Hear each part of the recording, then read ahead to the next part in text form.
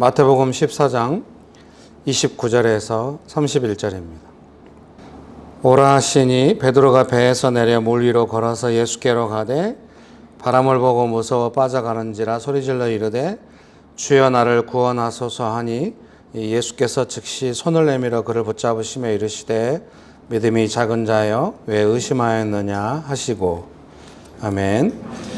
한 절 더 보도록 하겠습니다. 사도행전 3장 15절 16절 말씀 읽어드리겠습니다. 생명의 주를 죽였도다. 그러나 하나님이 죽은 자 가운데서 그를 살리셨으니 우리가 이 일의 증인이라. 그 이름을 믿음으로 그 이름이 너희가 보고하는 이 사람을 상하게 하였나니 예수로 말미암아 난 믿음이 너희 모든 사람 앞에서 이같이 완전히 낫게 하였느니라.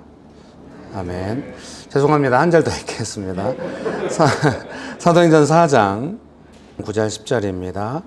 만일 병자에게 행한 착한 일에 대하여 이 사람이 어떻게 구원을 받았느냐고 오늘 우리에게 질문한다면 너희와 모든 이스라엘 백성들은 알라. 너희가 십자가에 못 박고 하나님이 죽은 자 가운데서 살리신 나사렛 예수 그리스도의 이름으로 이 사람이 건강하게 되어 너희 앞에 섰느니라. 아멘. 좋으신 예수님 은혜를 베풀어 주셔서 감사합니다. 하나님 아버지 언제나 보호하여 주셔서 감사합니다. 간절히 의지합니다. 성령 하나님 충만하게 역사하여 주셔서 감사합니다. 예수님의 이름으로 기도합니다. 아멘. 네, 너무 오랜만입니다.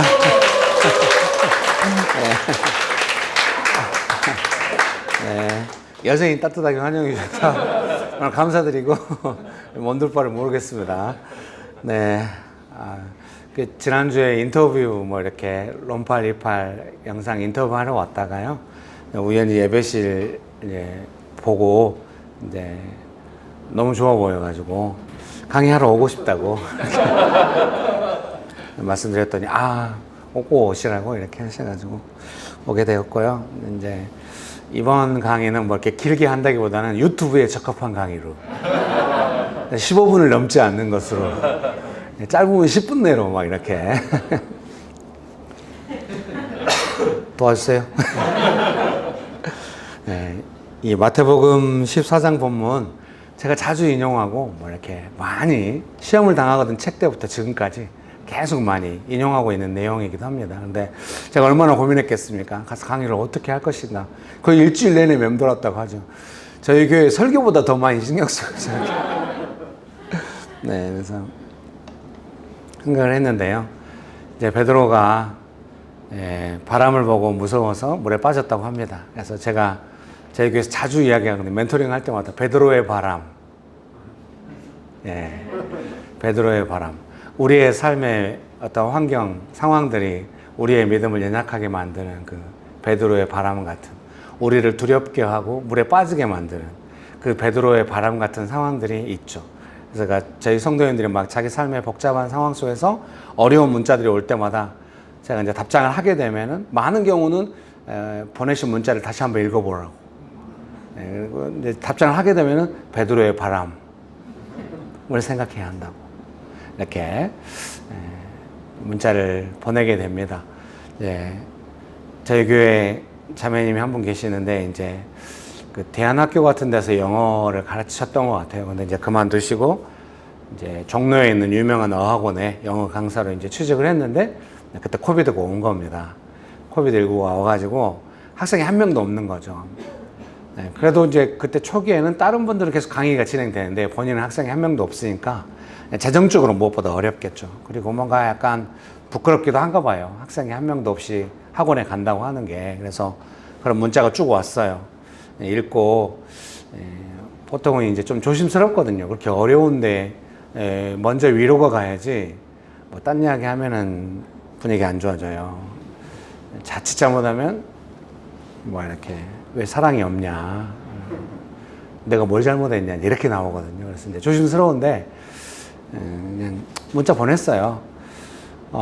보내신 문자를 다시 한번 보시고, 문자를 볼 때 좀 어렵긴 한데 좀 그 문자의 내용을 잘 보시면서 이게 본인의 믿음을 좀 점검하시고 이거를 하면 좋겠다고 문자를 보냈더니 너무 좋은 답장이 온 거예요.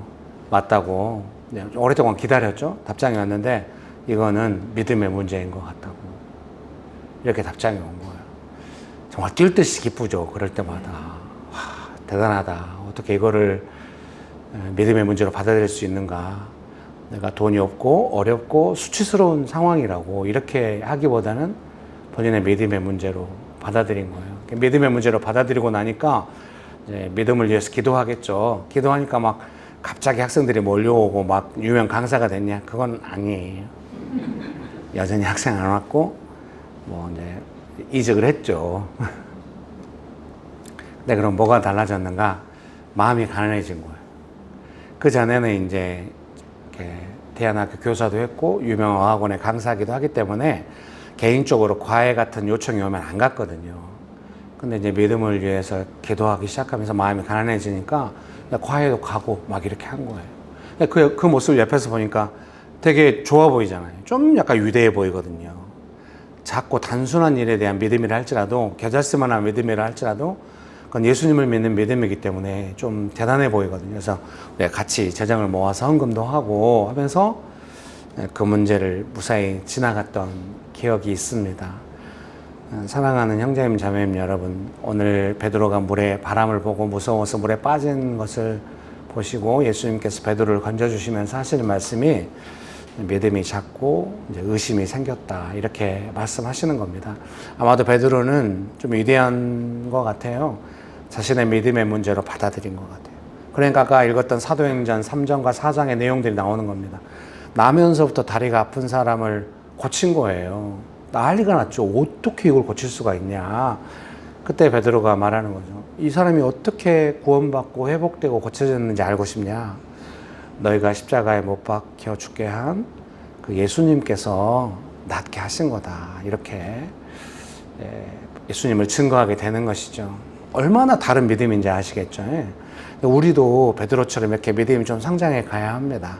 믿으십니까? 예. 그 믿음 안에는 뭐 이런 게 있는 것 같아요. 그 예수님의 명예라고 할까요? 이제 주석에서는 제자들은 예수님의 명예에만 우선적인 관심이 있다, 이렇게 주석을 달았거든요. 예수님을 높이고 싶은 열망이 있는 거예요. 이 사람이 어떻게 나았는 줄 아냐? 예수님이 하신 거라고. 그 예수님을 너희들이 어떻게 했었어? 십자가에 못 박혀 했잖아.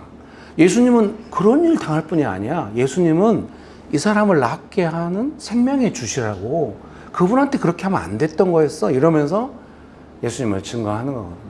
예수님을 믿는 믿음이라고 하는 것은 놀라운 기적을 동반하긴 하지만 예수님을 높이고 싶은, 예수님의 명예를 존중하고 싶은 그런 열망이 있는 것이죠. 믿음이 연약할 때는 어떻습니까? 무서운 거예요. 그냥 두렵고 삶의 현실이 너무 어렵고 짜증나고.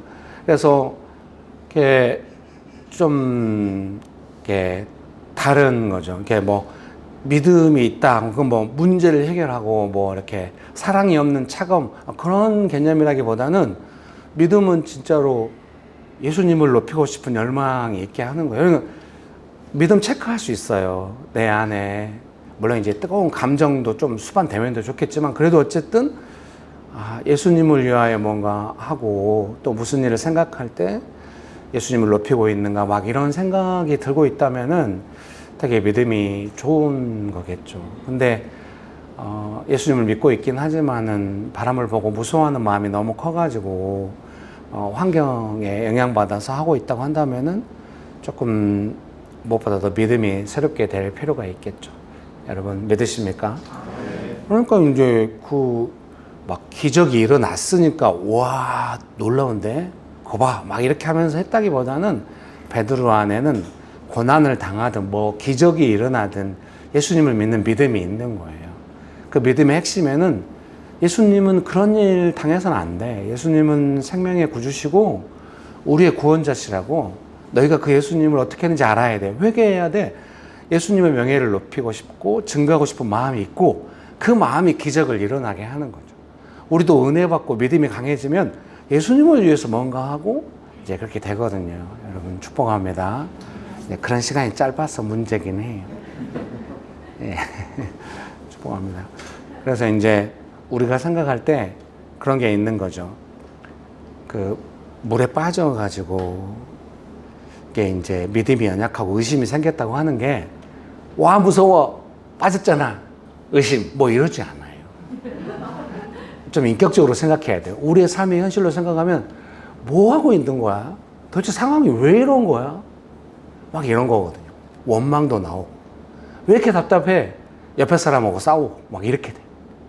이게 이제 믿음이 연약한 상태거든요. 그래서 이 정도 믿음에서 예수님을 증거하고 예수님을 믿을 때 막 높이고 싶을 때 막 예수님께서 기적을 베푸시고, 이 사이에 우리가 있는 것이죠. 여러분 믿으십니까? 그래서 이번에 강의가 언제까지 할지 모르지만 몇 번 하게 된다면 주로 이제 기도에 대해서 할 가망이 높은데요. 그럼 기도는 어떻게 하는 것인가 생각할 때, 이 물에 빠진 두려움에서 예수님을 높이고 싶은 마음으로 갈 때까지 기도를 하는 거죠. 이해되시죠? 뭐 상황이 발생해서 왜 물에 빠진 거야? 빨리 건져주라고, 바람 언제 멈추냐고, 이렇게 기도해도 되고, 아픈 사람 고쳐줘 막 이렇게 기도해도 되는데, 먼저 믿음을 위해서 기도한다고 한다면은 두려워서 물에 빠지고 있는 나의 마음, 의심이 생긴 이런 마음이 예수님을 찬양하고 높이고 싶은 마음이 될 때까지 뭔가 기도가 있는 거죠. 그때 중요한 어떤 터닝포인트 중에 하나가 저는 가난한 마음이라고 생각해요.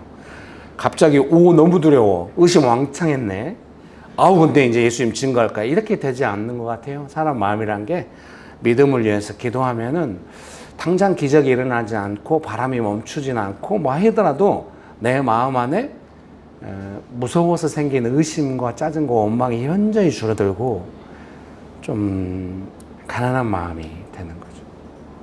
어제도 이제 집사님 부부를 멘토링 하는데, 요새 뭐 대표적인 어려움이죠. 영끌. 금리가 얼른 안 내려가네. 저는 영끌하지 않았죠.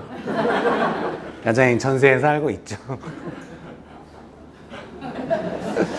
죄송해요, 이러다 죽는 거 아니야? 막 이제 마이너스 되는 거예요, 세상에. 그래서 이제 자매님도 일하려고 일을 알아보고 막 이렇게 있어요. 근데 이제 마음이 안 가난해지네. 옛날 같으면 제가 좀 멘토링을 좀 세밀하게 좀 강하게 했을 가망이 높아요. 야, 너네 차 2대 있는데 그거 렉서스 SUV 그거 팔아 빨리.